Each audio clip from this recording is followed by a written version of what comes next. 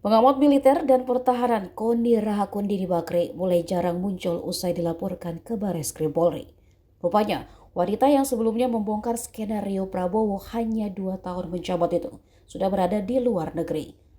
Hal ini terungkap dari salah satu tayangan program TV swasta pada Minggu 3 Maret. Sebelumnya, Koni resmi dipolisikan atas dugaan pencemaran nama baik, fitnah, dan berita bohong. Perihal ucapannya dalam video di kanal YouTube Kanal Anak Bangsa. Ia dilaporkan oleh Ketua Tim Kampanye Nasional Prabowo Gibran, Rosan Perkasa Roslani. Kepala Biro Penerangan Masyarakat Divisi Humas Polri, Brigjen Pol Trunoyodo Wisnu Adhiko mengatakan prosesnya terus bergulir.